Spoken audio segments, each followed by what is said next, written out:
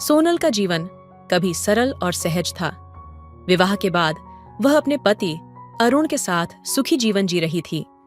लेकिन एक दिन एक अनहोनी घट गई। एक सड़क दुर्घटना ने उसके पति को छीन लिया और सोनल की दुनिया अचानक अंधेरे में डूब गई।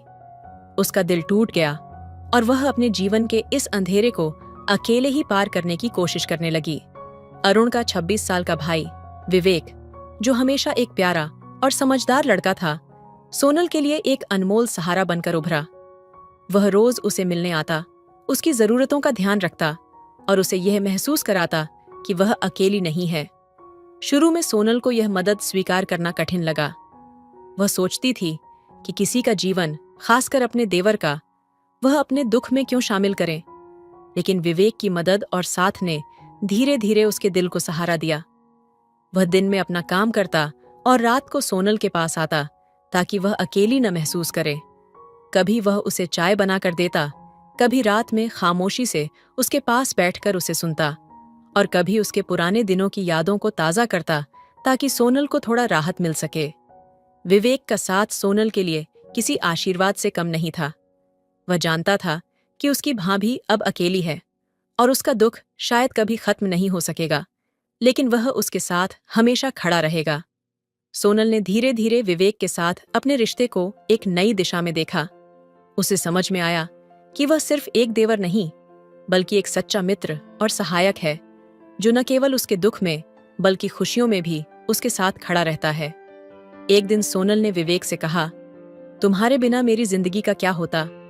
तुमने हमेशा मेरा साथ दिया जब दुनिया ने मुझे अकेला छोड़ दिया था। विवेक ने मुस्कुराते हुए जवाब दिया, भाभी, आप अकेली नहीं हैं। मैं हमेशा आपके साथ हूं और रहूंगा। कोई भी मुश्किल हो, मैं हमेशा आपकी मदद करूंगा। हमारा रिश्ता सिर्फ देवर भाभी का नहीं है, बल्कि एक अटूट बंधन का है। विवेक के शब्दों ने सोनल के दिल को छुआ। उसे महसूस हुआ कि इस रिश्ते की जो गहराई है, वह सिर्फ खून के रिश्ते से कहीं बढ़कर है। विवेक ने उसे कभी महसूस नहीं होने दिया कि वह अकेली है।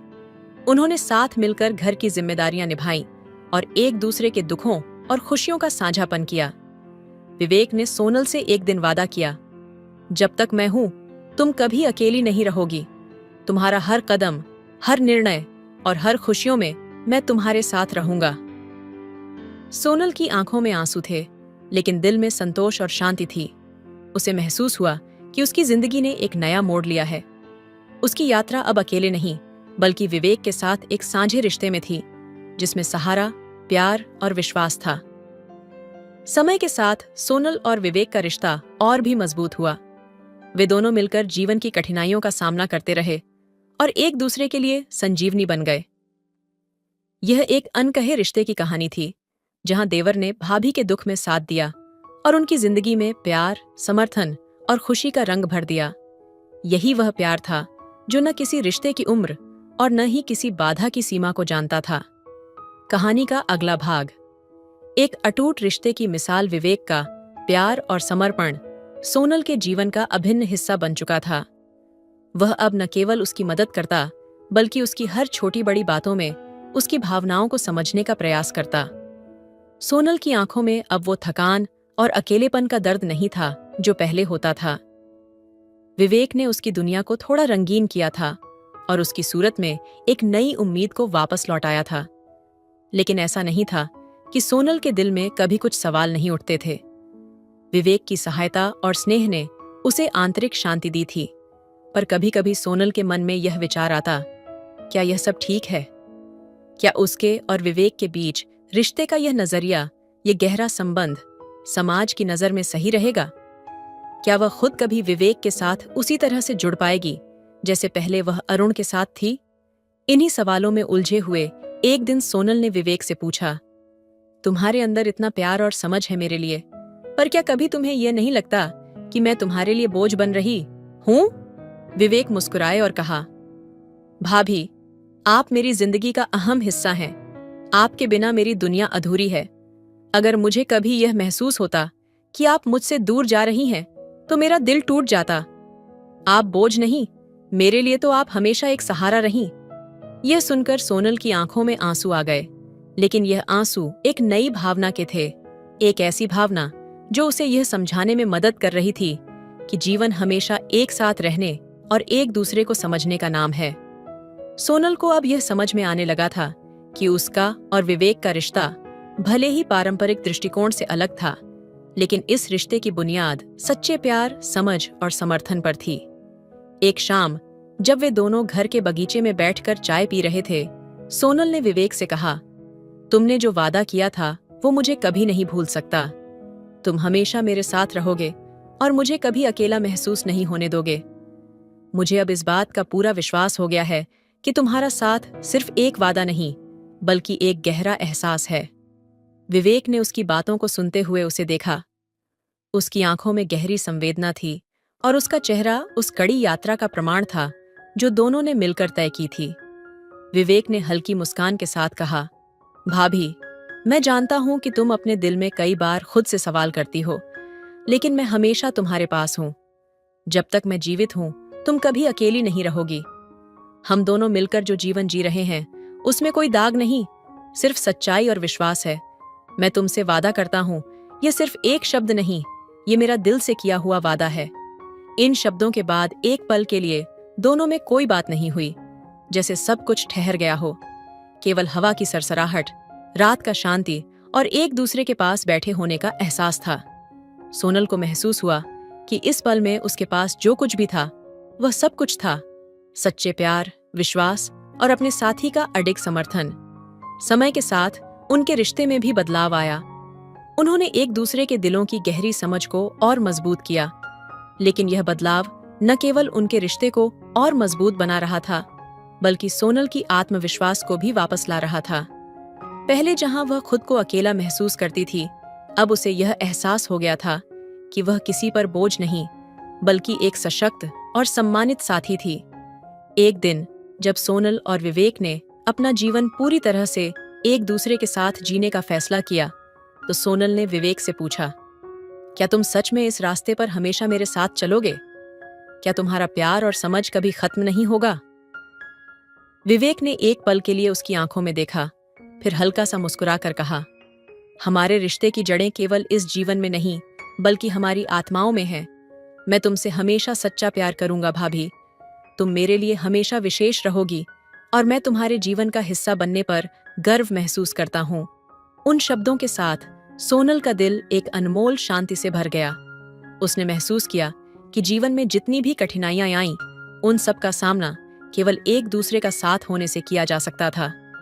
यह एक अटूट संबंध था, एक ऐसी यात्रा जो विश्वास, प्यार और निस्वार्थ सहयोग पर आधारित थी। सोनल और विवेक का रिश्ता अब एक मिसाल बन चुका था, एक अटूट रिश्ते की मिसाल जो दिखाता था कि जीवन में कभी भी सच्चे प्यार और समझ के रास्ते से न हटें, क्योंकि यही रास्ता आपको अंत में सच्ची खुशी और शांति तक ले जाता है। सोनल और विवेक के बीच अब एक नई ताजगी थी, जैसे एक मधुर गीत की हर ध्वनि धीरे धीरे उनके दिलों में गूंज रही हो। वह एक दूसरे के बिना अब किसी दिन की कल्पना नहीं कर सकते थे। उनका रिश्ता पहले जैसा नहीं रहा था। अब वह केवल भाभी और देवर नहीं थे, बल्कि एक दूसरे के सच्चे दोस्त, जीवन साथी और सबसे अहम, एक दूसरे के लिए समर्पित। एक दिन जब पूरी दुनिया अपनी दिनचर्या में व्यस्त थी, सोनल और विवेक एक साथ बगीचे में बैठे थे। सूरज की नरम किरणें पेड़ों के बीच से छनकर उनकी त्वचा को छू रही थीं और हल्की हवा उनका पीछा करती हुई गुजर रही थी। सोनल ने विवेक की ओर देखा और उसकी आंखों में वह गहरी पहचान थी जो शब्दों से नहीं, बल्कि केवल महसूस की जा सकती थी। वह जानती थी कि अब उनका रिश्ता वाकई कुछ अलग है। विवेक, सोनल ने धीरे से कहा, तुम्हारा साथ अब मेरे लिए क्या है, ये शब्दों में कह पाना मुश्किल है।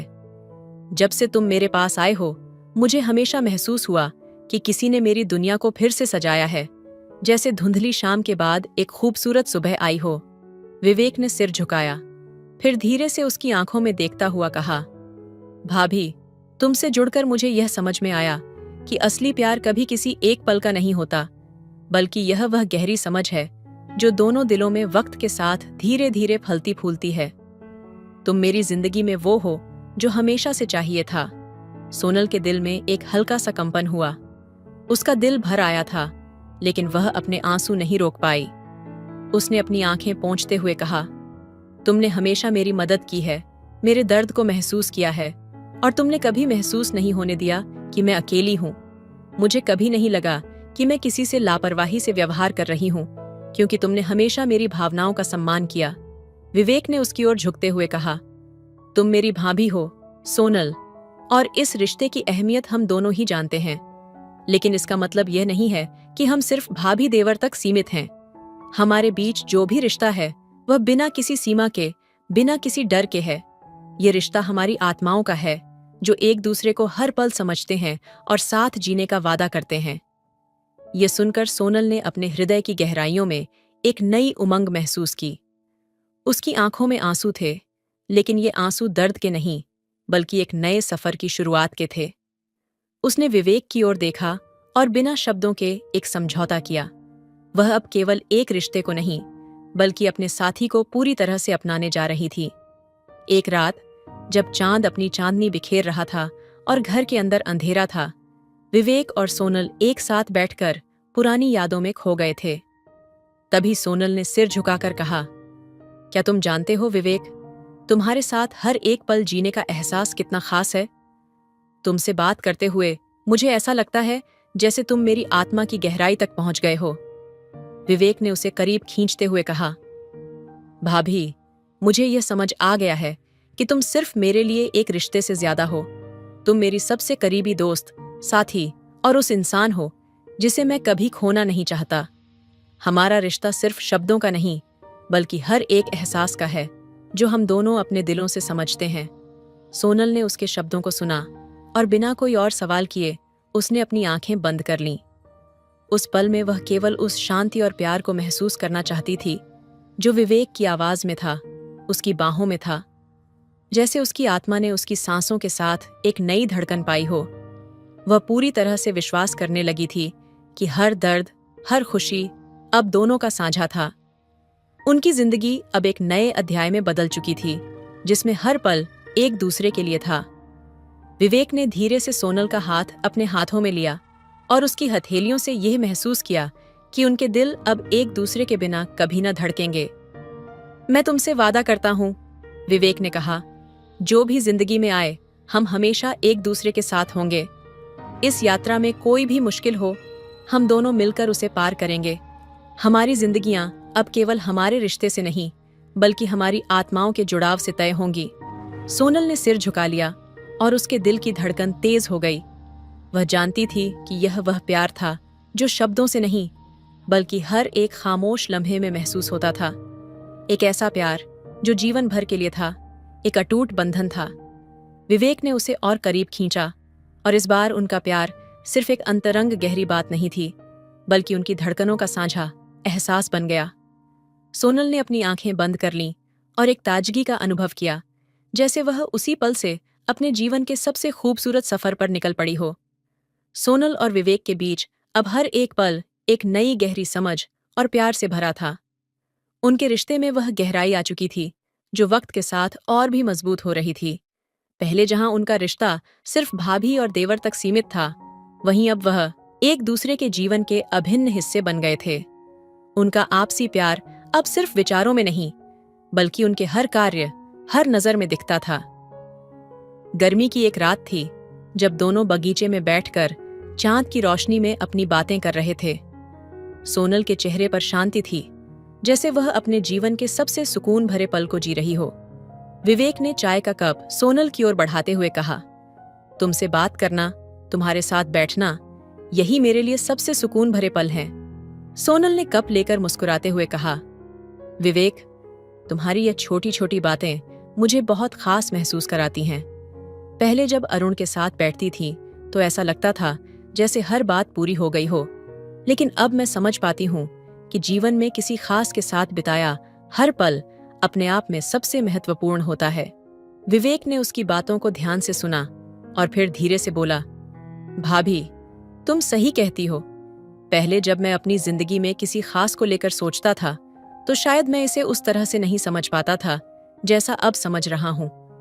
तुम्हारे साथ बिताए हर पल ने मुझे यह सिखाया कि रिश्ते कभी सिर्फ शारीरिक या पारिवारिक नहीं होते। वे उस भावना से जुड़ते हैं जो दो लोगों को एक दूसरे से जोड़ती है। सोनल की आंखों में एक हल्की सी नमी थी, लेकिन वह न तो शब्दों में यह व्यक्त कर पाई, न ही वह अपना गुस्सा या दुहक व्यक्त करना चाहती थी। वह बस चुपचाप उसके शब्दों को महसूस कर रही थी। विवेक ने देखा और उसकी ओर बढ़ते हुए बोला, भाभी, जब तुम मेरे पास होती हो तो लगता है जैसे मैं दुनिया का सबसे खुशकिस्मत इंसान हूं।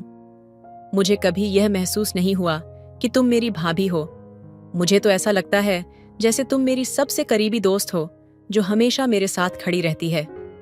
सोनल का दिल भर आया। उसके अंदर एक अजीब सी हलचल थी, जैसे वह किसी नए एहसास से जुड़ने जा रही हो। विवेक की बातों में जो सच्चाई थी वह उसे छू गई। कभी कभी उसे लगता था कि उसकी और विवेक की दोस्ती अब एक नई दिशा में जा रही है, परंतु फिर भी एक हिचकिचाहट थी, एक डर था। क्या यह प्यार, ये भावनाएं कभी उसकी और विवेक की जिंदगी को किसी संकट में डाल सकती हैं?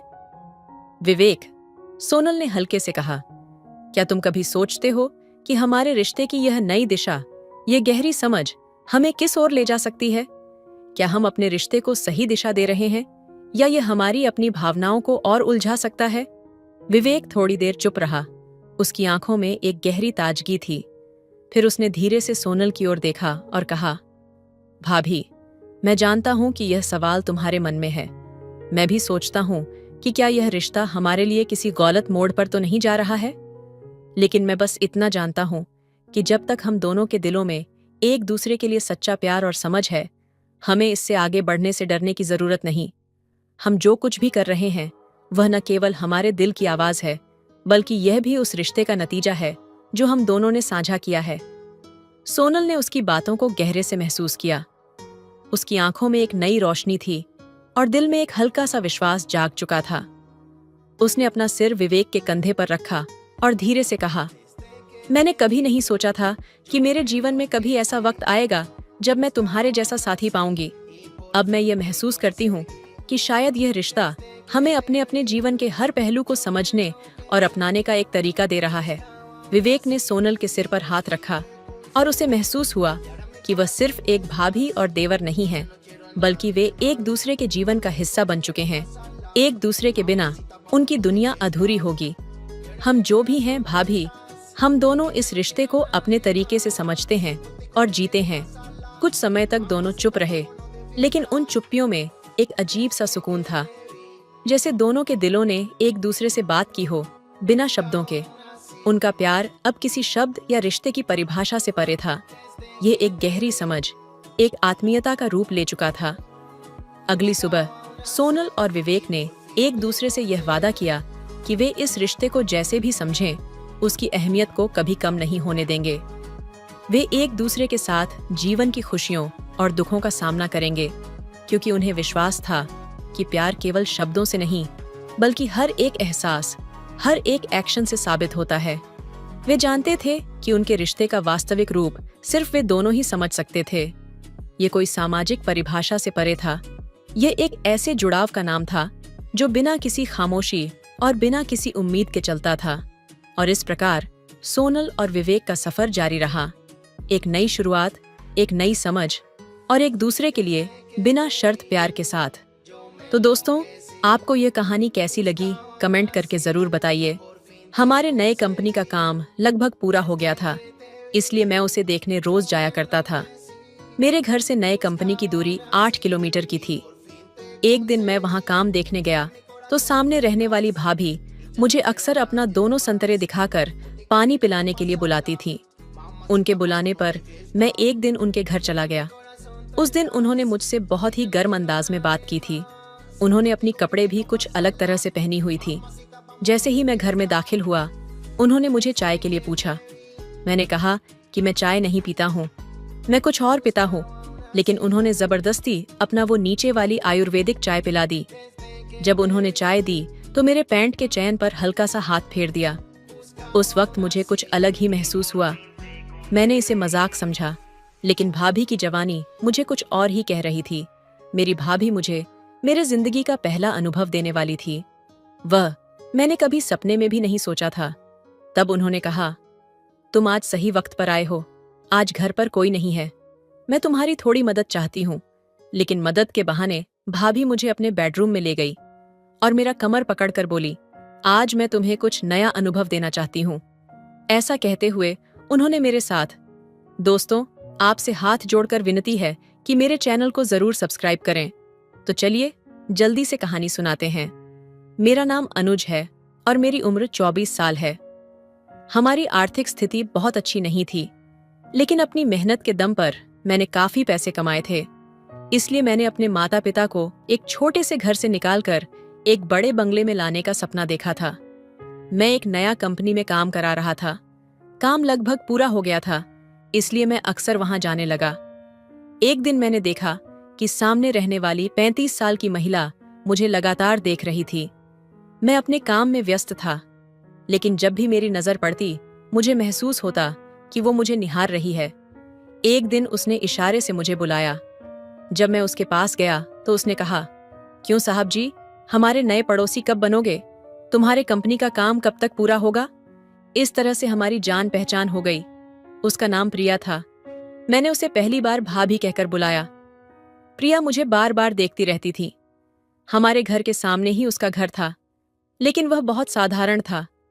उसका रहन सहन भी बहुत साधारण था। वह हमेशा साड़ी में रहती थी, क्योंकि हम भी कुछ दिनों बाद वहां रहने वाले थे। मैं उससे कभी कभी बातें किया करता था, क्योंकि वह हमारी पड़ोसी थी। उसके बाद मुझे उससे बात करने में बिल्कुल भी दिलचस्पी नहीं होती थी, क्योंकि मैं 24 साल का लड़का था और वह 30 साल की महिला थी। एक दिन जब घर का काम चल रहा था, मैं वहीं कुर्सी डालकर बैठा हुआ था। उसी समय आई और सामने से हंसकर बोली कि मैं सुबह से देख रही हूं, आप अपने काम में काफी ध्यान दे रहे हो।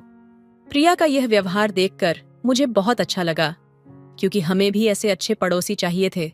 मेरे माता पिता ने बहुत ही कठिन समय देखा था और बड़ी मेहनत से मेरी पढ़ाई पूरी करवाई थी। हमारे घर में माता पिता, मैं और मेरा छोटा भाई था। मेरा छोटा भाई 18 साल का था। हाल ही में मैंने उसका एडमिशन दूसरे शहर के कॉलेज में करवाया था। अब वह भी कॉलेज जाने लगा था। नए बंगले के काम के बारे में घर में किसी को जानकारी नहीं थी। जैसे ही मेरी पढ़ाई पूरी हुई, मैंने एक जगह नौकरी शुरू की और कुछ ही महीनों में नौकरी करते हुए मैंने अपना खुद का बिजनेस खड़ा किया। उस बिजनेस से कम समय में मुझे अच्छा मुनाफा हुआ और उसी के कारण मैं आज अपने बंगले का काम करवा सका। मैं अपने माता पिता के लिए बहुत खुश था और भाई की पढ़ाई भी अच्छी चल रही थी। बीच बीच में मैं उससे मिलने उसके हॉस्टल जाया करता था। एक दिन मैं अपना घर का काम देखकर और काम का अंदाजा लगाकर मैं वहां से निकलने लगा। तभी मैंने देखा कि प्रिया अपने घर के दरवाजे पर खड़ी होकर मेरी ओर देख रही थी। जब मेरी नजर उस पर पड़ी तो मुझे उसकी नजरों में कुछ अजीब सा महसूस हुआ, क्योंकि वह मुझे प्यार भरी एक अलग ही नजर से देख रही थी। तभी उसने मुझे उंगली उठाकर हिलाकर हाथ दिखाया। मैंने उसे बाएं कह दिया और वहां से निकल गया। प्रिया का यह व्यवहार मुझे समझ नहीं आ रहा था, क्योंकि हमारी इतनी पहचान भी नहीं थी। फिर भी जब भी मैं वहां जाता, वह मुझसे बात किए बिना नहीं रहती थी। हर बार वह मुझे चाय नाश्ते के लिए बुलाती, लेकिन मैं किसी न किसी बहाने से उसे टाल देता था। कुछ दिनों बाद जब मैं अपने नए घर को देखने जा रहा था, तब जोरदार बारिश शुरू हो गई। बारिश इतनी तेज थी कि मुझे गाड़ी के सामने कुछ भी नहीं दिखाई दे रहा था। धीरे धीरे मैं घर के पास पहुंचा। तब सामने का दृश्य देखकर मुझे बहुत बड़ा झटका लगा, क्योंकि बंगले की दीवार पानी में बह गई थी। निर्माण अभी कच्चा था, इसलिए बारिश का प्रहार उसे सहन नहीं हो पाया। हुए नुकसान को देखकर मैं बहुत निराश हो गया था। जोरदार बारिश के कारण वहां के मजदूर भी चले गए थे। तब मैं बंगले की आड़ में जाकर खड़ा हो गया। बारिश बहुत तेज हो रही थी, इसलिए मुझे वापस घर जाने के लिए बारिश कम होने का इंतजार करना पड़ा और मैं वहीं खड़ा रहा। काफी समय हो गया, लेकिन बारिश कम होने का नाम नहीं ले रही थी। ऐसी स्थिति में क्या करना है, ये मुझे समझ में नहीं आ रहा था। उस समय मैंने घर पर फोन लगाया, लेकिन नेटवर्क ना होने की वजह से फोन नहीं लग रहा था। कुछ समय इंतजार करने के बाद अचानक मैंने सामने देखा तो प्रिया मेरे सामने थी। प्रिया हाथ में छाता लेकर सामने से आ रही थी। शाम का समय था और बारिश की वजह से काफी अंधेरा हो गया था। प्रिया एक हाथ में छाता और दूसरे हाथ में टॉर्च लेकर धीरे धीरे मेरी ओर आ रही थी। तब टॉर्च की रोशनी में मैंने उसे देखा। उस हल्की रोशनी में प्रिया कुछ अलग ही दिख रही थी। उस समय उसने साड़ी नहीं पहनी थी, बल्कि मॉडर्न कपड़े पहने हुए थे। उसके होठों पर लाल रंग की लिपस्टिक थी। सोनिया का यह रूप मैंने पहले कभी नहीं देखा था। उसे देखकर मैं बस उसे निहारता ही रह गया। उसके पास जो छाता था वह उसके हिसाब से थोड़ा छोटा था, इसलिए उसका शरीर थोड़ा भीग गया था। उसका भीगा हुआ रूप देखकर मेरी नजरें उसके प्रति बदलती जा रही थीं। ऐसी खूबसूरत महिला मैंने पहले कभी नहीं देखी थी। तभी प्रिया मेरे पास आकर मेरा हाथ पकड़कर बिना कुछ कहे मुझे अपने घर की ओर ले जाने लगी। तब मैं बिना कुछ कहे बस उसके पीछे पीछे चलने लगा। वह आगे चल रही थी और मैं पीछे से उसका पिछवाड़ा निहार रहा था।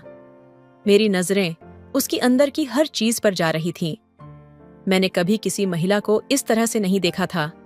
आज मुझे क्या हो रहा था पता नहीं। प्रिया का वह रूप और उसका रूप का साथ दे रही बारिश जोरदार तरीके से मेरे मन पर असर कर रही थी। मेरा दिल बेचैन होने लगा था। मैं खुद पर काबू नहीं रख पा रहा था। मेरे पूरे शरीर में गुदगुड़ी हो रही थी।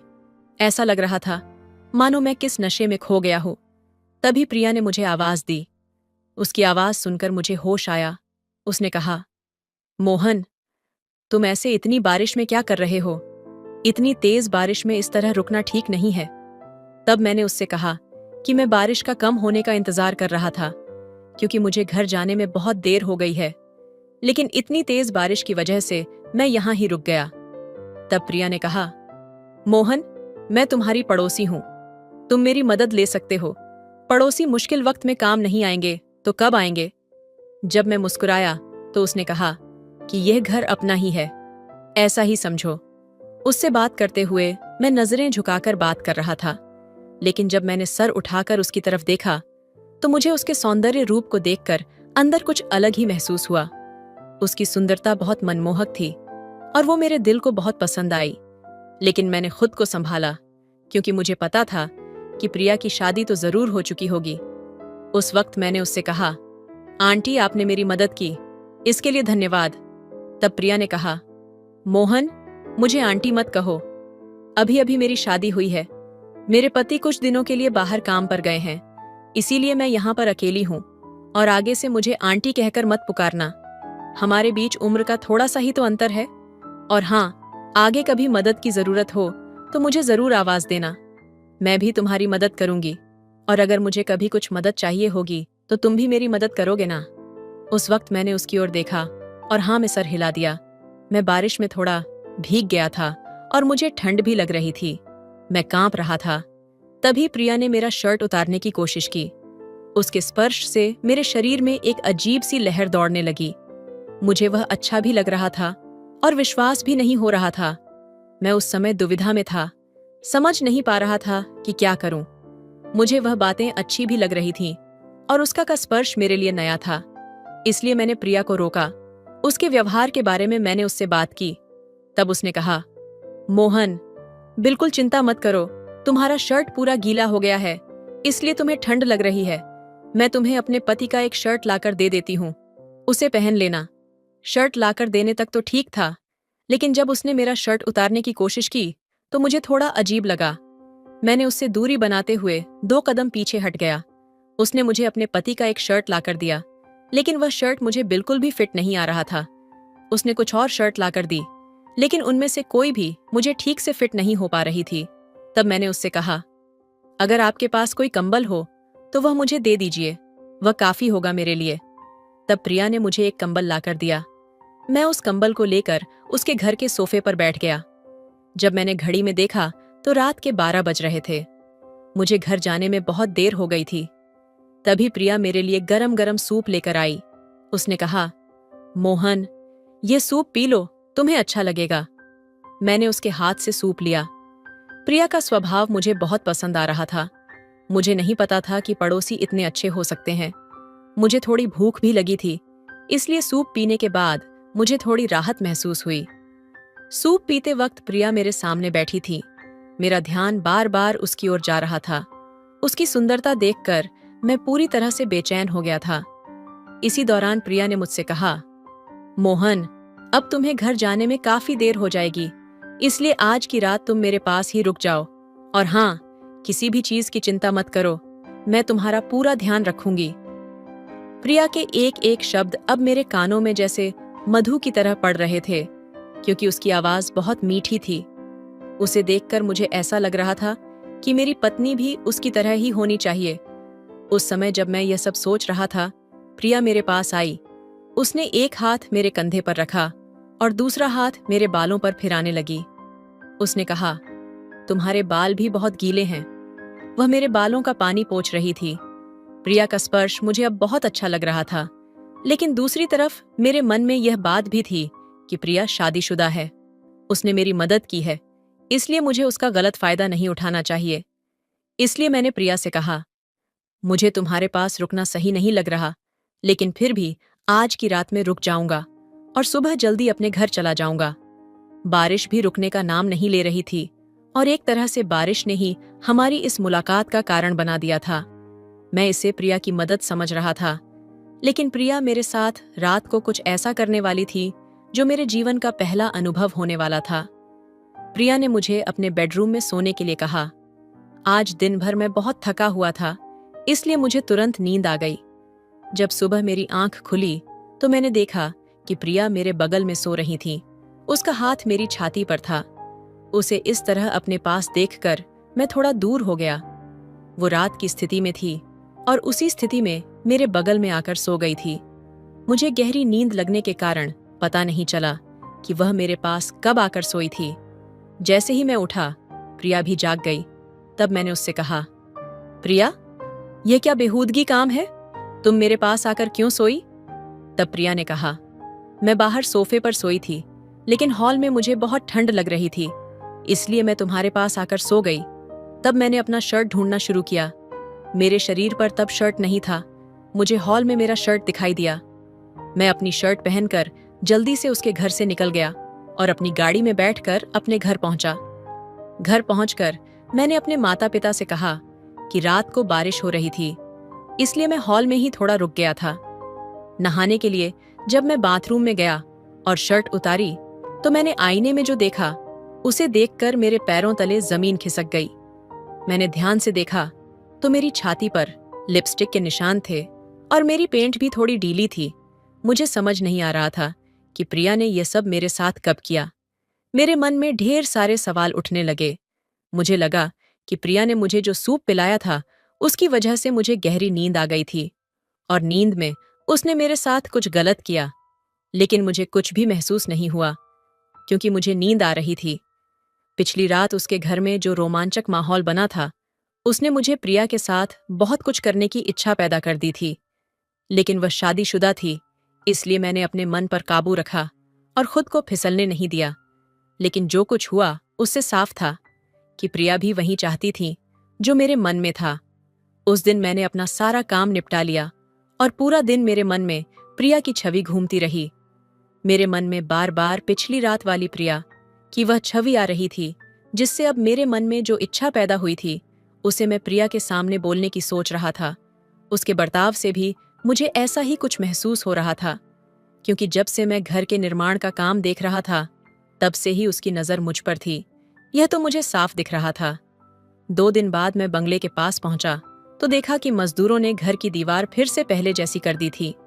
2 दिन से बारिश भी नहीं हुई थी।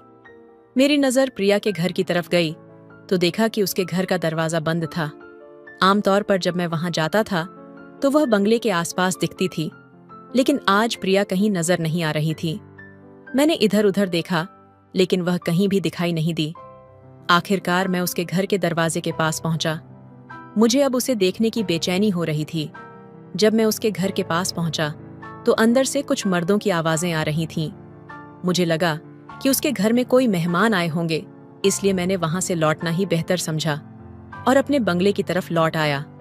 उसे देखने के लिए मेरी आंखें बेचैन हो रही थीं, क्योंकि उससे मुझे पहला अनुभव मिलने वाला था। उस दिन शाम तक मैंने प्रिया का इंतजार किया, लेकिन प्रिया घर से बाहर नहीं आई। तब मैं घर की ओर जाने लगा। रास्ते में मुझे मेरा भाई राजू मिला। उसे देखकर मैं हैरान हो गया, क्योंकि उस रास्ते पर राजू को देखना मेरे लिए बहुत ही हैरान करने वाली बात थी। मैंने उसके पास जाकर गाड़ी रोकी तो वह मुझे डरा हुआ नजर आया। मैंने उससे पूछा, राजू, तुम इस वक्त यहाँ क्या कर रहे हो? तुम्हें तो इस समय हॉस्टल में होना चाहिए था। तुम आ रहे हो, इसकी भी कोई खबर नहीं दी। तब राजू ने कहा, भैया, मैं आपको सब कुछ बताऊंगा, लेकिन पहले हमें घर चलने दो। मुझे बहुत भूख लगी है और कई दिनों से मुझे माँ के हाथ का खाना खाने की इच्छा हो रही है। राजू की बात सुनकर मैंने उसे गाड़ी में बिठाया और घर आकर उसने खाना खाया और तुरंत सो गया। उस रात भी मुझे नींद नहीं आ रही थी। मैं बार बार करवटें बदल रहा था। तभी अचानक राजू अपनी जगह से उठकर कहीं और जाने लगा। मैंने उसे आवाज दी, लेकिन उसने मेरी तरफ देखा तक नहीं। मुझे समझ आ गया कि वह नींद में चल रहा है। मैंने उसे पकड़कर वापस उसकी जगह सुला दिया। अगले दिन मैंने ठान लिया कि कुछ भी हो जाए, मैं प्रिया से मिलूंगा, क्योंकि उसे बिना मिले मुझे चैन नहीं मिल रहा था। मैं फिर से बंगले के पास पहुंचा और काम कितना हुआ यह देखने लगा। तभी अचानक प्रिया वहां आ गई। आज वह साधारण साड़ी में आई थी, लेकिन उसे देखकर मुझे पिछली रात की उसकी वही छवि दिख रही थी। आज साड़ी में सोनिया बहुत ही सुंदर लग रही थी, जिस तरह से वह उस रात मुझे दिख रही थी। मुझे प्रिया अब दिल से पसंद आने लगी थी। मैं उसके ख्यालों में डूबने ही वाला था कि तभी प्रिया बोलने लगी, मोहन, मुझे तुम्हारी थोड़ी मदद चाहिए। क्या तुम मेरे साथ चलोगे? प्रिया को किस चीज में मदद चाहिए, यह तो अब मुझे साफ दिखाई देने लगा था। इसलिए मैंने बिना कुछ सोचे उसे हाँ कह दिया। तब उसने कहा, हमें थोड़ा बाहर जाना है तो तुम मेरे साथ चलो और हम लोग मेरी स्कूटी से वहां जाएंगे। मैं तैयार हो गया। कुछ देर बाद प्रिया तैयार होकर आई और जब वह तैयार होकर आई तो मैं उसे देखता ही रह गया। मैं उसके साथ स्कूटी पर बैठा और हम निकल पड़े। कुछ समय बाद हम एक चौल के पास पहुंच गए। वह चौल काफी बड़ी लग रही थी। मैंने प्रिया से पूछा, प्रिया, तुम मुझे कहाँ लेकर आई हो? तब प्रिया ने कहा, मेरे घर के पास मेरी थोड़ी इज्जत है, इसलिए मैं तुम्हें यहाँ लेकर आई हूँ। यहाँ मेरी एक सहेली का कमरा है। प्रिया मुझे कमरे पर ले जाने वाली थी, यानी आज मेरे मन में जो इच्छा थी वह 100% पूरी होने वाली थी। यही सब सोचकर मैं उसके पीछे चल पड़ा। स्कूटी से उतरकर प्रिया चलने लगी और मैं उसके पीछे जा रहा था। चौल के एक कोने में एक कमरा था। प्रिया उस कमरे में गई और मैं भी अंदर चला गया। कमरे में देखा तो वहां एक बिस्तर था और उसके बगल में एक पानी का मटका रखा था। तब प्रिया बिस्तर पर जाकर बैठ गई। कमरे की हालत देखकर मुझे लग रहा था कि वहां बहुत अंधेरा और शांति थी, लेकिन मेरा पूरा ध्यान एक ही चीज पर था और मैं उसे जल्द से जल्द अनुभव करना चाहता था। मैं बिस्तर पर बैठ गया। अगले ही कुछ पलों में कमरे में 4 हट्ट-कट्टे लोग आ गए। उन्हें देखकर मैं थोड़ा असमंजस में पड़ गया कि यहाँ क्या हो रहा है। मैंने देखा कि उन 4 लोगों में से 2 के पास कैमरे थे और तभी कमरे में बड़ी लाइट जल गई। कमरे में काफी बड़ी लाइट्स थीं। मैंने प्रिया से पूछा, प्रिया, ये सब क्या हो रहा है? लेकिन प्रिया कुछ भी बोलने के लिए तैयार नहीं थी। उसने अपने मुंह पर स्कार्फ बांधा हुआ था। मैं उससे यह सब पूछ ही रहा था कि तभी एक मोटी और भारी भरकम महिला वहां पर आई और मेरे पास आकर बैठ गई। एक तरफ प्रिया थी और दूसरी तरफ वह महिला। मैंने जोर जोर से चिल्लाकर पूछा, यहाँ क्या चल रहा है? तब उन 4 में से एक ने कहा, तुम कितना भी जोर से चिल्ला लो, इस कमरे से बाहर कोई आवाज नहीं जाएगी। तब मैं समझ गया कि मेरे साथ कुछ बुरा होने वाला है। तभी उनमें से एक व्यक्ति ने एक बड़ा सा रामपुरी चाकू निकाला और मेरी तरफ बढ़ा दिया। उस समय मैं बहुत डर गया था। उस व्यक्ति ने कहा, अब तुम्हें वही करना होगा जो हम कहेंगे, नहीं तो तुम्हें अपनी जान से हाथ धोना पड़ेगा। मैं बहुत घबरा गया था। मुझे समझ आ गया था कि मैं गलत चीज में फंस चुका हूँ। मैंने अपनी इच्छा पूरी करने के लिए प्रिया का पीछा किया था, लेकिन यह बात अब मेरी जान तक पहुंच गई थी। इसके बाद प्रिया और उस महिला ने मेरे साथ अनुचित हरकतें करनी शुरू कर दी और कैमरे वाले लोग पूरा शूट कर रहे थे। मुझे समझ आ गया था कि मुझे फंसाया गया है। तभी कमरे का दरवाजा खटखटाया गया। जब दरवाजा नहीं खोला गया तो वह बाहर से तोड़ दिया गया। प्रिया पुलिस को देखकर बुरी तरह से डर गई थी। पुलिस ने उन सभी लोगों को गिरफ्तार कर लिया। यह एक गैंग थी जो महिलाओं द्वारा जाल में फंसावाकर कम उम्र के लड़कों से लाखों रुपए की मांग करवाती थी। प्रिया ने मेरे छोटे भाई के साथ भी यही किया था और वह इसका शिकार बन चुका था। इसलिए प्रिया को फंसाने के लिए हमने यह प्लान बनाया था। राजू ने मुझे उसके साथ हुई सारी बातें बताई थीं। उसने बताया कि हॉस्टल से घर आते समय प्रिया ने उसे भी अपने झांसे में फंसा लिया था। असल में प्रिया उसका असली नाम नहीं था। प्रिया और उसकी टोली कम उम्र के लड़कों को धोखा देकर लूटने का काम करती थी। मैंने पुलिस को इस बारे में जानकारी दी और जाल बिछाकर उस टोली को गिरफ्तार करवाया। प्रिया ने उसी तरह से राजू का भी वीडियो बनाया था और उससे लाखों रुपए की मांग की थी। राजू ने कुछ पैसे भी दे दिए थे, लेकिन वे इतने पर भी नहीं रुके। वह राजू को ब्लैकमेल कर रहे थे कि अगर उसने और पैसे नहीं दिए तो वह उसका वीडियो वायरल कर देंगे। रात को जब मैं राजू को घर लेकर आया था, तब आधी रात में वह एक कोने में बैठकर रो रहा था। तब मैंने उसे विश्वास में लेकर सारी बातें पूछी थीं। उसने हिम्मत जुटाकर मुझे यह सब बताया। उसी की हिम्मत की वजह से मैं प्रिया का पर्दाफाश कर पाया। हमारे बंगले के सामने जो उसका घर था, वो उसने किराए पर लिया था, और वह भी झूठी पहचान दिखाकर। आज मेरे भाई को इस घटना का बहुत बड़ा मानसिक आघात हुआ था। वह अनजाने में ही डिप्रेशन में चला गया था और उसे संभालने में काफी वक्त लगा। प्रिया और उसकी टोली को मैंने अच्छी तरह सबक सिखाया। समय पर यह बात मेरे सामने आ जाने से मैं राजू को बचाने में सफल हो गया, नहीं तो उसके साथ और क्या क्या हो सकता था, इसका मैं अंदाजा भी नहीं लगा सकता। अनजाने में मैंने कई और युवाओं को भी इस तरह के धोखाधड़ी से बचाया था। प्रिया और उसकी टीम की खबर सामने आते ही कई युवाओं ने कबूल किया कि उनके साथ भी इस तरह की घटनाएं हुई थीं। दोस्तों, किसी के मीठे शब्दों में आकर तुरंत भरोसा न करें और अनजान लोगों पर जल्दी से विश्वास न करें, क्योंकि आपकी मासूमियत का फायदा उठाने के लिए ऐसे बहुत से लोग तैयार बैठे हैं। इसलिए सतर्क रहे ताकि आपकी स्थिति राजू जैसी ना हो। तो दोस्तों, यह थी आज की कहानी। आपकी क्या राय है इस कहानी पर हमें कमेंट में जरूर बताएं।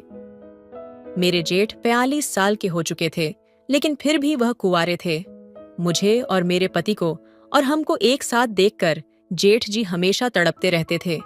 जब भी मेरा पति कहीं बाहर जाता तो मौका पाकर भाई साहब मुझे अपने कमरे में बुला लेते या फिर देर रात तक मेरे कमरे में आ जाते। एक बार भाई साहब ऑफिस से देर रात घर आए। आते ही वह अपने कमरे में जाकर कंबल ओढ़कर सो गए। तब उनकी सेवा करने के लिए मैं उनके कमरे में गई। उस समय उन्होंने मुझे अपने पास बुलाया था। जब भाई साहब ने अपने शरीर पर से कंबल हटाया तो सामने का दृश्य देखकर मैं हैरान रह गई, क्योंकि मेरे कमरे में जाने से पहले ही भैया पूरी तैयारी करके लेटे थे। उनके शरीर पर से कंबल हटते ही मेरी नजर वहीं खड़े भाई साहब पर ठहर गई, मानो जैसे मैं किसी अलग दुनिया में खो गई। दोस्तों, आपसे हाथ छोड़कर विनती है कि मेरे चैनल को सब्सक्राइब कीजिए। तो चलिए जल्दी से कहानी सुनाते हैं। मेरा नाम सुमन है। मेरी शादी को अभी 8 महीना ही हुआ था। उस पूरे 8 महीने में जो भी चीज मैं अपने पति से मांगती थी, वह मुझे लाने से पहले कहता था कि भाई साहब से पूछ कर लाता हूँ, भाई साहब से पैसे लेता हूँ। हर चीज में मेरा पति बड़े भाई साहब की अनुमति लेता था। सुरेश और महेश दोनों भाई थे। सुरेश छोटा था, जबकि महेश बड़े भाई साहब थे। उन्होंने शादी ही नहीं की थी अपने पति विकास से। मैंने भाई साहब की शादी ना करने का कारण पूछा, तब वो बोले, अब तक मुझे भी इसका कारण समझ में नहीं आया है। भाई साहब को शादी करने की इच्छा नहीं थी, इसलिए माँ ने मेरी शादी करा दी। भाई साहब अब 45 साल के हो चुके थे। धीरे धीरे मुझे समझ में आने लगा था कि मेरे ससुराल की पूरी संपत्ति भाई साहब की ही है। उन्होंने खुद अपनी कंपनी स्थापित की थी। मेरा पति अपने भाई की कंपनी में काम करता था। सीधे शब्दों में तो वह भाई की कंपनी संभालता था। हमारा रहने वाला बंगला भी भैया ने ही बनवाया था। घर में दोनों भाई मिलकर रहते थे। सासू माँ तो मुझसे कहती थीं, अब तुम घर में आई हो तो तुम्हें ये जिम्मेदारी संभालनी होगी कि घर का माहौल हमेशा खुशहाल और सौहार्दपूर्ण बना रहे। सासू माँ की बातों से मुझे यह आभास होने लगा कि भैया ने अपने जीवन को पूरी तरह से परिवार के लिए समर्पित कर दिया था। उन्होंने अपने सपनों और इच्छाओं को कहीं पीछे छोड़ दिया था, सिर्फ इसलिए कि छोटे भाई और पूरे परिवार का भविष्य सुरक्षित रहे। भाई साहब की आंखों में अक्सर एक अजीब सी चमक और दर्द का मेल देखा करती थी। वह हमेशा हंसते मुस्कुराते रहते थे, मगर उनकी मुस्कान के पीछे एक न बुझने वाला सूनापन छिपा होता था। एक दिन जब मैं चाय लेकर उनके कमरे में गई तो देखा कि वे एक पुरानी तस्वीर को हाथ में लिए बैठे थे। तस्वीर में वे एक लड़की के साथ मुस्कुरा रहे थे। उस लड़की की आंखों में सपने और चेहरे पर एक अद्वितीय चमक थी। मैंने साहस जुटाकर पूछा, भाई साहब, ये कौन है? कुछ क्षण के लिए कमरे में खामोशी छा गई। उन्होंने गहरी सांस ली और कहा, यह अनामिका है, मेरे अतीत की सबसे खूबसूरत कहानी। उनकी आवाज में दर्द और प्यार का एक अनोखा मिश्रण था। मुझे समझ में आने लगा कि भाई साहब ने अपना दिल कभी किसी को सौंपा था, पर किसी कारणवश वह प्रेम कहानी अधूरी रह गई। क्या आप मुझे उसकी कहानी सुनाएंगे? मैंने धीरे से पूछा। वे मेरी ओर देखकर हल्की मुस्कान के साथ बोले, क्यों नहीं? शायद अब समय आ गया है कि कोई तो मेरी इस कहानी का हिस्सा बने। फिर उन्होंने एक लंबी सांस ली और अपनी आंखों में अतीत की यादें संजोते हुए कहानियों के पन्ने पलटने लगे। भाई साहब ने अतीत के पन्नों को पलटते हुए अपनी आंखों में एक चमक और दर्द के साथ कहा, अनामिका मेरे कॉलेज के दिनों की साथी थी। वो मेरे जीवन की पहली और आखिरी मोहब्बत थी। उसकी हंसी से ऐसा लगता था जैसे किसी झरने की आवाज गूंज रही हो। उसकी बातें, उसकी मासूमियत और उसका हर पल को खुलकर जीना मुझे मोहब्बत में बांधता चला गया। मैंने देखा उनकी आंखें धीरे धीरे नम होने लगी थीं।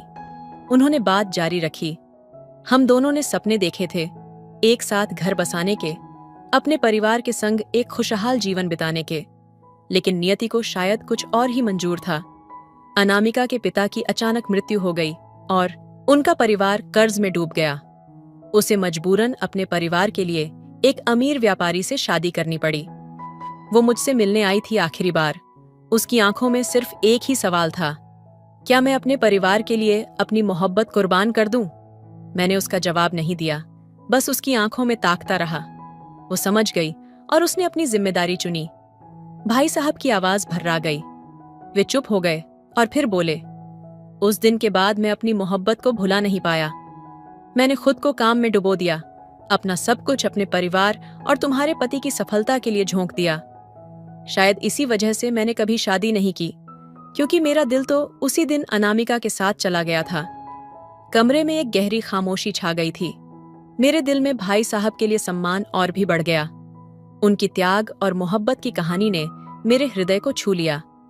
मुझे समझ में आ गया कि उनके हर हंसी के पीछे एक दर्द छिपा था, एक अधूरी कहानी जिसने उन्हें कभी खुद के लिए जीने नहीं दिया। मैंने उनके कंधे पर हाथ रखा और कहा, भाई साहब, आपकी कहानी अधूरी नहीं है। ये प्रेम का वो अध्याय है जिसने आपके व्यक्तित्व को इतना महान बना दिया। आप आज भी उसी प्यार के साथ जी रहे हैं और यही आपकी सच्ची ताकत है। उन्होंने मेरी ओर देखा और हल्की मुस्कान के साथ बोले, शायद तुम ठीक कह रही हो, लेकिन अनामिका की यादें मेरे जीवन का वो हिस्सा हैं जिन्हें मैं कभी नहीं छोड़ सकता। वो मेरे दिल का एक अटूट हिस्सा है। उस रात पहली बार मैंने महसूस किया कि भाई साहब के चेहरे पर शांति और सुकून की झलक थी। शायद उन्होंने आज अपनी कहानी साझा कर दिल का बोझ हल्का कर लिया था। उस रात के बाद भाई साहब और मेरी बातचीत का एक नया सिलसिला शुरू हो गया। वे अपने अतीत की बातें मुझसे साझा करते और मैं उनके अनुभवों को सुनते हुए उन्हें समझने की कोशिश करती। उनके शब्दों में एक गहराई थी, एक ऐसा दर्द और प्यार जो कभी पूरी तरह से खत्म नहीं हुआ। एक शाम, जब सर्दियों की ठंडी हवा हमारे बंगले के खुले आंगन में बह रही थी, मैं और भाई साहब चाय पीते हुए चुपचाप बैठे थे। उनकी नजरें कहीं दूर आसमान की ओर देख रही थीं। ऐसा लगता था जैसे वे अनामिका की यादों में खोए हुए थे। मैंने उनकी खामोशी तोड़ने की कोशिश करते हुए कहा, भाई साहब, क्या आपको कभी लगता है कि प्यार दोबारा हो सकता है? वे मुस्कुराए। एक हल्की सी चमक उनकी आंखों में आई। प्यार तो हर इंसान के जीवन में एक ही बार पूरी शिद्दत से होता है, लेकिन हाँ, शायद रिश्तों का रूप बदल सकता है, भावनाएं नए तरीके से उजागर हो सकती हैं। उनकी आवाज में एक गर्मजोशी और संवेदनशीलता थी जो सीधे दिल को छू गई। मेरे मन में अनायास ही एक सवाल उभर आया, क्या आपने कभी सोचा कि अनामिका ने भी आपको भुलाया होगा? भाई साहब ने थोड़ी देर चुप रहकर जवाब दिया, शायद उसने कोशिश की होगी, पर कुछ प्रेम ऐसे होते हैं जो दिलों में बिना शब्दों के ही बसे रहते हैं, और मुझे लगता है कि हम दोनों ने उन अनकहे शब्दों को अपने अपने तरीकों से जिया है। हमारी बातें अब अधिक गहरी हो चली थीं। उनके शब्दों में जो दर्द और प्रेम की मिली जुली भावना थी, वह मेरे मन को भिगो रही थी। मैंने महसूस किया कि उनके प्रति मेरा सम्मान अब एक अनकहे भाव से जुड़ गया था, जो मेरे और उनके बीच एक अदृश्य डोर की तरह था। अचानक भाई साहब ने मेरी ओर देखा। उनकी आंखों में एक नर्म मुस्कान थी। तुम बहुत संवेदनशील हो, ये घर तुम्हारे कारण आज और भी जीवंत है। मैंने हौले से कहा, आपकी बातें सुनकर मैंने भी सीखा है कि प्यार में सिर्फ पाने की चाह नहीं होती, कभी कभी उसका एहसास ही सब कुछ होता है। हमारी बातों के बीच मैं उनके पास बैठी और उस पल में हम दोनों ने महसूस किया कि हम एक दूसरे के अनुभव और भावनाओं के साझेदार बन चुके थे। ये रिश्ता मर्यादा में रहते हुए भी एक अनकही नजदीकी और विश्वास की डोर से बंध चुका था। भाई साहब ने धीरे से कहा, जीवन में कुछ कहानियां उस रात के बाद भाई साहब और मेरी बातचीत का एक नया सिलसिला शुरू हो गया। वे अपने अतीत की बातें मुझसे साझा करते और मैं उनके अनुभवों को सुनते हुए उन्हें समझने की कोशिश करती। उनके शब्दों में एक गहराई थी, एक ऐसा दर्द और प्यार जो कभी पूरी तरह से खत्म नहीं हुआ।